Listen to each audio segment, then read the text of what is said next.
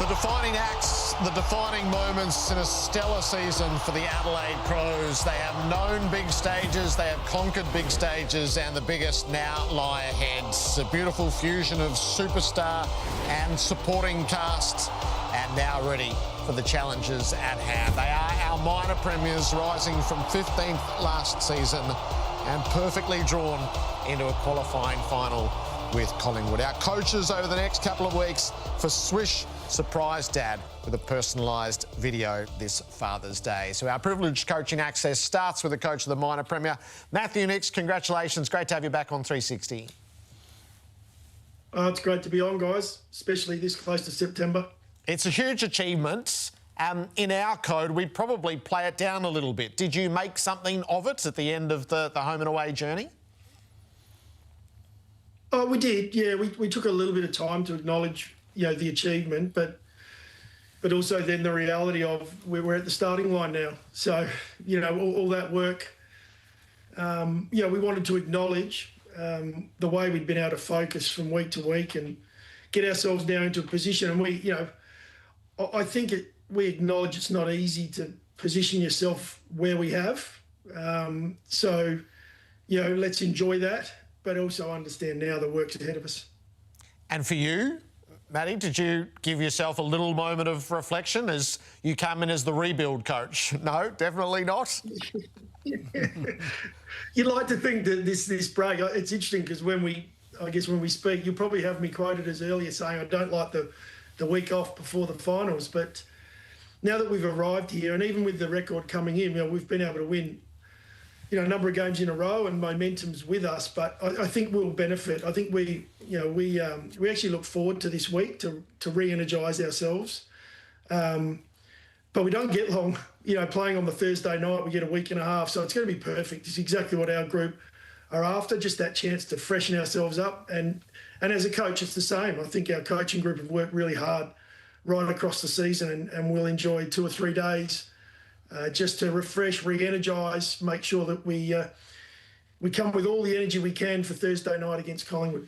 I'm sure you will. Hey, well done. Finishing on top of the ladder's an unbelievable performance. I was looking, you go 63-point winner, 61-point winner, 36-point winner, so you're 3 games in.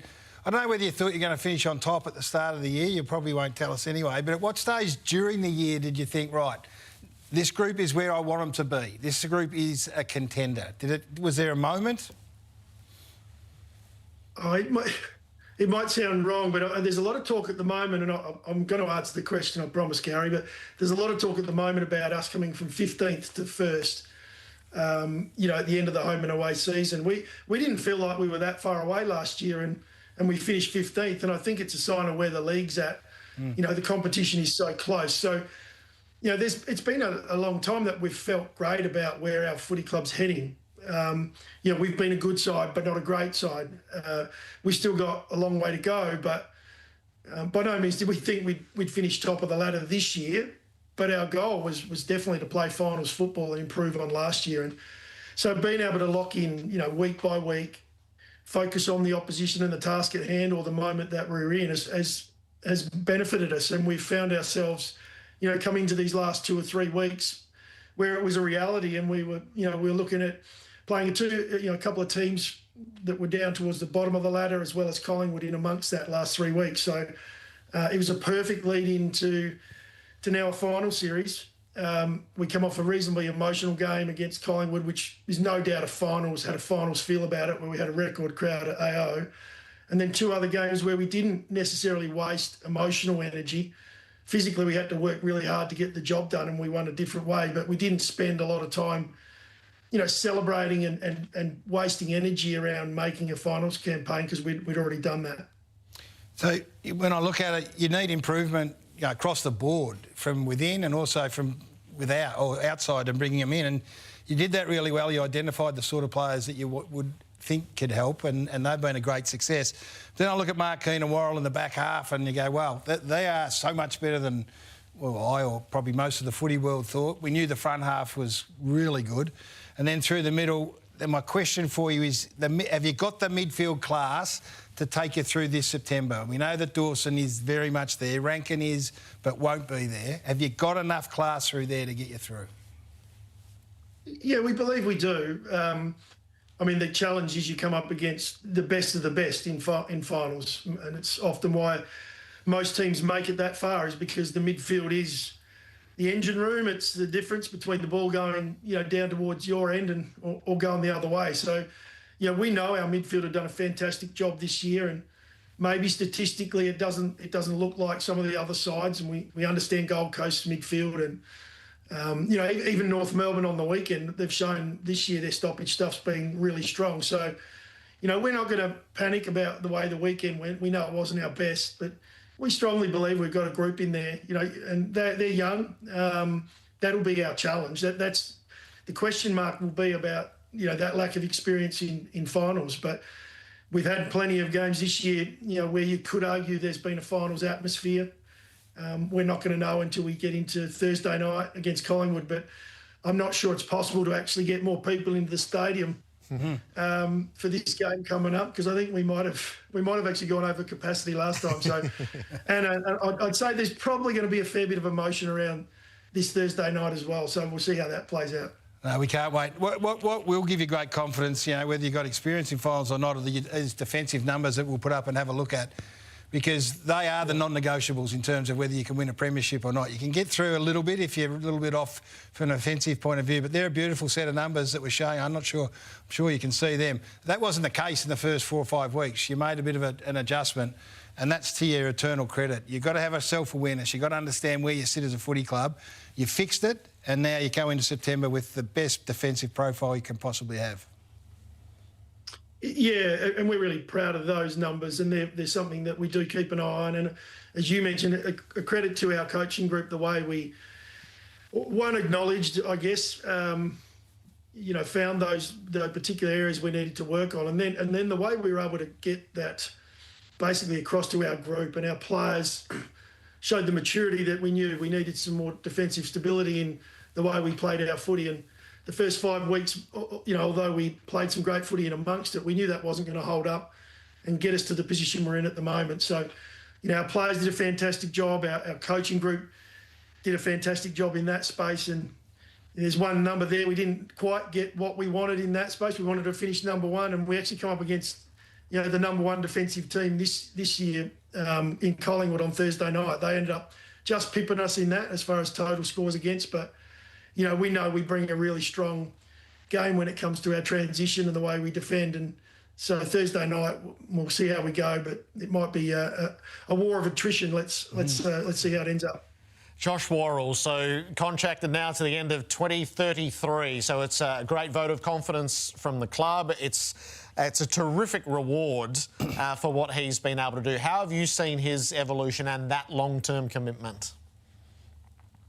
Yeah, he's a unique one, Josh. We had a good laugh and a bit of a celebration after the game, actually, on the weekend.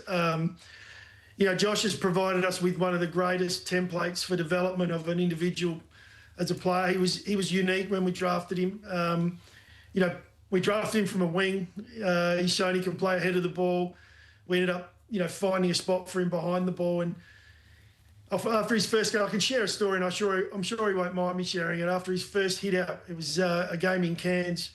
He came off apparently to the bench after his first stint and sat next to one of his teammates, and I can't repeat the words, but he turned to him and he said, "Oh my God, this game's fast." And from that day on, he went to work. So he went away in that break, the off season, found a way how to be a professional, learnt from a lot of the guys at our club like Ben Keys and Riley O'Brien and the like. Just went to work. And, we knew there was something there. He's unique in the way he plays.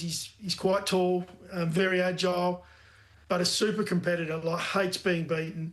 He and I had many a battle in our first 12 months about, how he was going to become an elite footballer. And he's gone on to, to prove himself right. He knew he was going to get there, and it's off the back of him being such a competitor, so it's a credit to him. And Tex Walker reaches 300 on what a big stage that is. What's that testament to, Matty? Because 4 years ago, you could never have imagined, or we could never have imagined he'd see 300. Yeah, it's an interesting one. When I arrived 2020, there was a little bit of talk around about, Taylor and maybe it was close that time might be coming. And to his credit, he bought into what it was we were looking to do. And, it was going to take us some time, as it has done, 5 or 6 years now later. Probably one of the biggest things that I asked of Tex was that he just helped us work with the younger guys and help improve them and develop them at the fastest rate we possibly could. Those guys playing around him, he's got an incredible knowledge of the game, on-field leadership, the way he talks to his teammates and positions them and motivates them. And this is only my feeling, and we really haven't sat down over a beer yet and had a conversation around it, but I feel like the time he was able to put into his teammates took that little bit of pressure off himself to perform. And we saw in the first year, 2 or 3 years, we saw him play some of his best football that he's played across his career. And that's saying something, because he's played for a long time and he's been an outstanding footballer. Like, he'll become, one of the legends of our football club, and the league. So, really proud to have been able to work with him for this latter part of his career and watch him not only make others better, but I'd say he's played some of his best footy himself. What an occasion to have your 300th game against Collingwood in a qualifying final. So what are we going to get, Nixie? We drove away from that game, Jason and I, and we're sitting there talking and say, imagine if they play each other in a couple of weeks' time. Will we get the same sort of game? And I'm sure you don't want to give up 71 inside 50s again. I think that's a given. But what can we expect? Are we going to see this, one behind the ball and, as you said, a war of attrition, or are you going to throw something else at it? Yeah, it's ironic, isn't it, guys? We happen to be playing each other again. Who'd have thought, eh? Yeah. Who'd have thought after what played out? Look, who knows what sort of game it'll be. I've got no doubt they'll have some things in place. They've been very consistent with the way they play, and the reason for that is they've been so successful over such a long period of time. They back themselves in. Craig's always spoken that way, and I've admired the way he coached from afar. Look, if people know what we're doing, good luck to them. We'll just do it better than what they do. So they may have some tricks up their sleeve, but we'll come in. We learned a fair bit from the last game we played, and it was so recent that our guys will have that in the back of their mouth. The way we started that game, we were really disappointing early. I think it was 24 inside 50s in the first quarter again. So we know we've got a bit of work to do to get the game away from what was a front of centre game for Collingwood. But, to get across the line, we feel really confident. We now know how to win, and we'll go into this one with a lot of confidence as well. Do you think there'll be some residual, some angst from all that happened within the game and the aftermath, which lasted the next week? Oh, no, I think the teams will go in and we'll all just play our hearts out. I can't talk about what you'll get from the other side of the fence, though. I think there's, when people don't necessarily have all the information, they aren't given all that information, the detail around it. There's often a lot of different emotion that comes with that, and I got a feeling Thursday night will be quite an emotional night for a lot of people, at least 50-odd thousand. Although it wouldn't surprise me if a lot of Collingwood fans are getting online and trying to get tickets, because they do come with quite an army. So it'll be interesting how many people do get over to SA. Did you have a say in the decision for Izak Rankine to head to Italy during this time, Matty? Yeah, we did. We spoke through it at length, about what we felt was best for Izak's preparation, be it the limited opportunity he's going to have to play again this year. There's a small chance there, so we wanted to do whatever we felt would put him in the best position. And keep in mind, this is a guy that hadn't left his house for 5 or 6 days over the last week, and had media parked outside the front of his house, constantly watching him and so on. And Izak understands that what he did was wrong, and it was a mistake, and he's regretful for that. But we wanted to make sure that if that small chance arrived, we set him up for success. And so he's gone to a really high level training facility overseas, because it allowed him to just get the work done he needed. Within the country here, we know people are going to find him, and we just wanted him to focus on that. And he'll be back before the guys play Thursday night, because he wants to be there with the team and make sure he gets around them and does whatever he can to try and help us get across the line Thursday night. Did you personally spend any time with him before he did go? Yeah, I spent a fair bit of time with him across the week, prior to, in the end, the decision that was made. And I think one thing you learn in moments like this is they're really tough moments, and there's no there's no doubting that a mistake was made, but you've got to get around your people, and you've got to make sure your people are okay. And it wasn't just Izak that I was with during the week. There was a lot of other people that I felt, maybe needed me to be there, or needed for the leaders of our club to be around. And I think as a footy club, we did it as well as we possibly could in trying circumstances. Good luck. The big countdown is on, so we'll see you Thursday week. Good luck with the preparations and well done on what's been achieved so far. Appreciate it, guys. Thanks very much. Good on you. Matthew next, the Adelaide coach.